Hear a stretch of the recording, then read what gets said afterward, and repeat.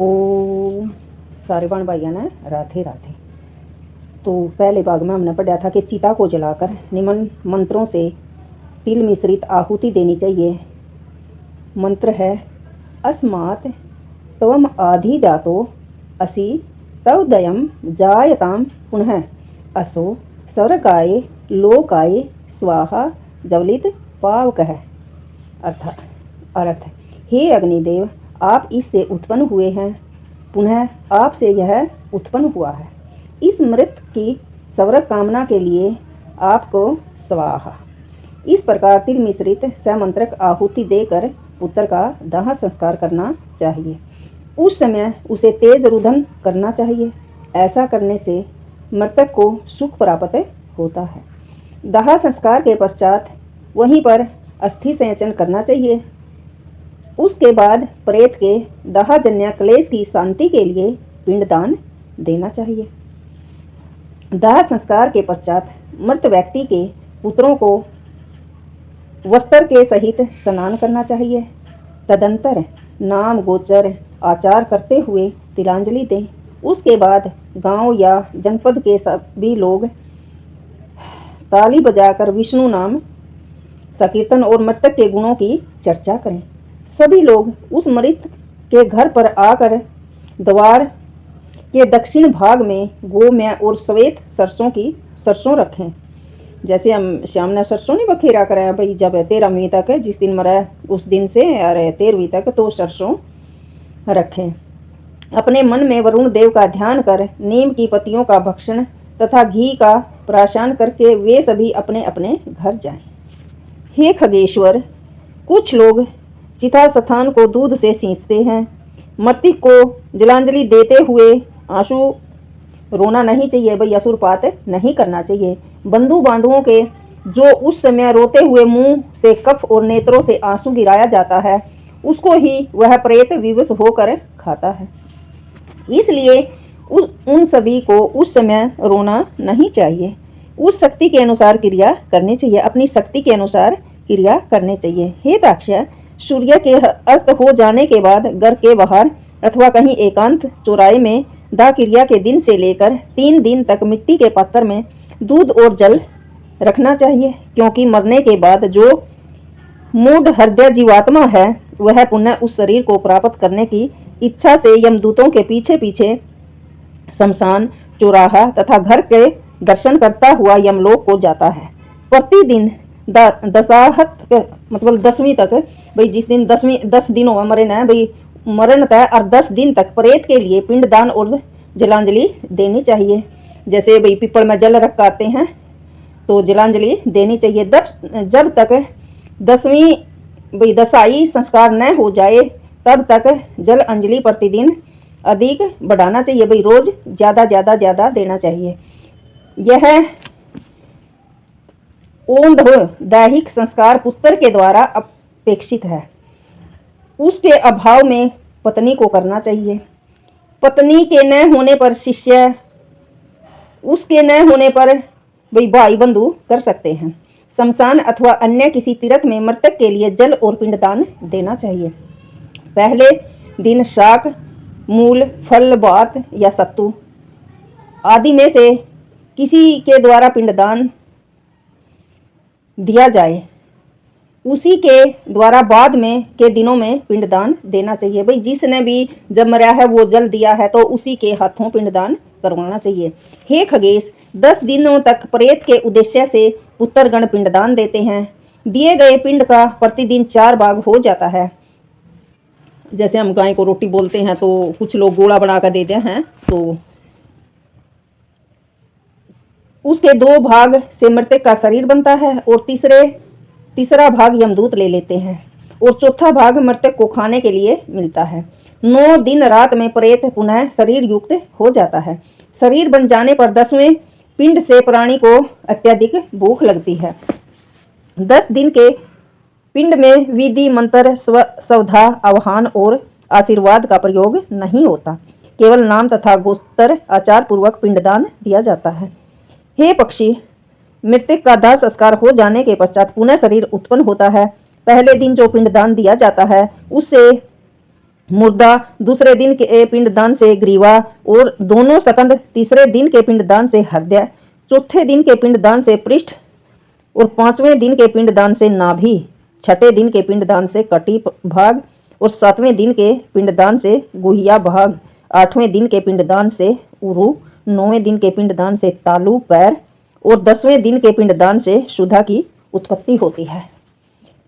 हे जीवात्मा शरीर प्राप्त करने के पश्चात भूख से पीड़ित होकर के घर के दरवाजे पर रहता है। 10वें दिन जो पिंडदान होता है उसको मृतक के प्रिय भोजन पदार्थ से अच्छा बना करके प्रियजनों को अच्छा भोजन बना करके 10वीं के दिन देना चाहिए, क्योंकि शरीर निर्माण हो जाने पर मृतक को मरने वाले को अधिक भूख लगती है। प्रिय भोजन पदार्थ के अतिरिक्त अन्य किसी अन्न आदि पदार्थों से बने हुए भी पिंड का दान देने से उसकी भूख दूर नहीं होती। एकादशाह मतलब 11वें और द्वादशाह 12वें दिन प्रेत भोजन करता है। मरे हुए स्त्री पुरुष दोनों के लिए प्रेत शब्द का उच्चारण करना चाहिए। उन दिनों दीप, अन्न, जल, वस्त्र जो भी कुछ दिया जाता है उसको प्रेत शब्द के द्वारा देना चाहिए, क्योंकि मृतक के लिए आनंददायक होता है, क्योंकि उनके देने से भाई प्रेत शब्द को बोलने से भाई उसको आनंद होता है। त्रयोदशाह 13वीं के दिन जो पिंडज शरीर धारण करके भूख प्यास से पीड़ित वह प्रेत यमदूतों के द्वारा महापथ पर लाया जाता है। जो प्रेत पापी होते हैं उनका मार्ग शीत, ताप, शंकु के आकार का चुभने वाला, मांस खाने वाला जंतु तथा अग्नि से परिव्यास रहता है। जो अच्छे कर्म करने वाले होते हैं, सुकृति होते हैं, उनका मार्ग सब प्रकार से सौम्य होता है, उनको उस मार्ग में कोई कष्ट नहीं होता और असी पवन से व्यापत उस मार्ग में इतने दुख हैं कि क्षुधा प्यास से पीड़ित उस प्रेत को नित्य यमदूत अत्यधिक सत्रास अत्यधिक पीड़ा देते हैं। प्रतिदिन वह प्रेत 247 योजन चलता है। यमदूतों के पास से बांधा हुआ हाहाकार करके विलाप करता है और वह प्रेत अपने घर को छोड़कर दिन और रात चलकर यमलोक पहुंचता है।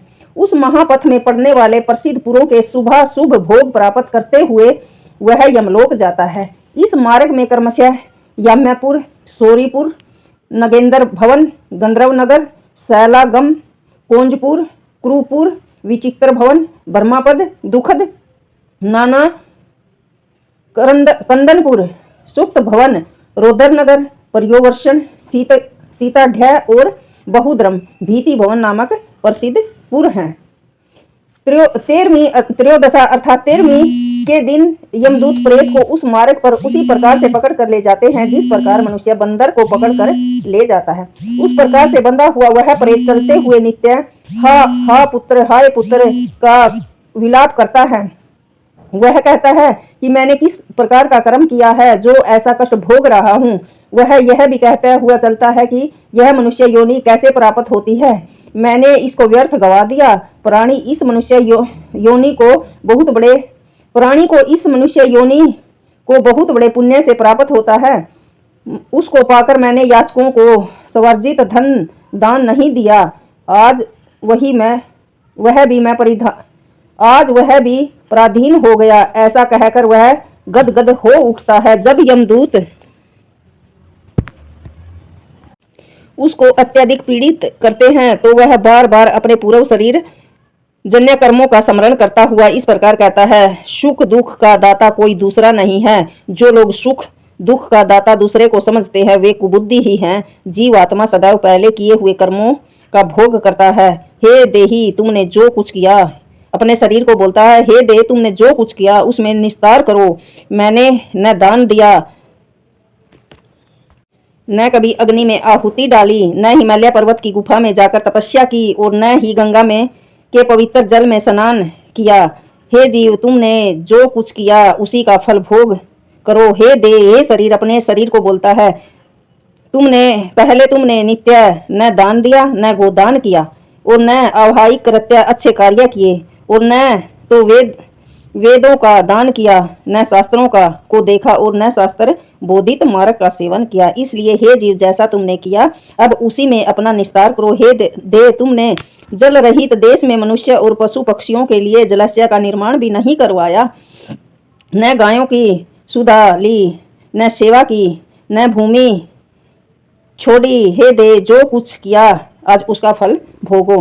हे पक्षी, पुरुष प्रेत के द्वारा कहे गए वचनों को मैंने तुमको सुनाया। अब स्त्री का शरीर लेकर दे पूर्व किए हुए कर्मों के संबंध में कहता हूँ, उसे सावधान होकर सुनो। हे दे, मैंने पति के साथ रहकर उन्हें सुख नहीं दिया। उनके मरने पर मैं उनके साथ चिता में भी प्रविष्ट नहीं हुई और न ही मर जाने पर उनके विधवा व्रत का पालन किया। इसलिए जो कुछ नहीं किया आज उसका फल भोग रही हूँ। मैंने मास में उपवास भी नहीं किए, व्रत भी नहीं किए, नियमों का पालन भी नहीं किया, इस शरीर का शोधन भी नहीं किया। हे जीव, स्त्री का शरीर बहुत से दुखों का पात्र है। पहले किए हुए बुरे कर्मों के अनुसार मैंने इसे प्राप्त किया और इसे भी व्यर्थ गवा दिया। राधे राधे। भाई कर्म का फल सब न भोगना पड़ेगा। भगवान ये बता रहे हैं गरुड़ को कि भाई किया हुआ तो सब न भोगना ही पड़ेगा। भाई जो यहाँ बो रहे हो वही तुमने वहां जाकर मिलेगा और कर्म के अनुसार ही योनि मिलेगी। जिसने जो बोया है वही उस रास्ते में, अगर अच्छा किया है, किसी के रास्ते में दीपक जलाया तो तुम्हें रास्ते में भाई उजाला मिलेगा, और अंधेरा किया है तो भाई तुमने सारी तरह से पीड़ा भोगनी ही पड़ेगी। ओम नमो भगवते वासुदेवाय नमः। राधे राधे। कर्मशः।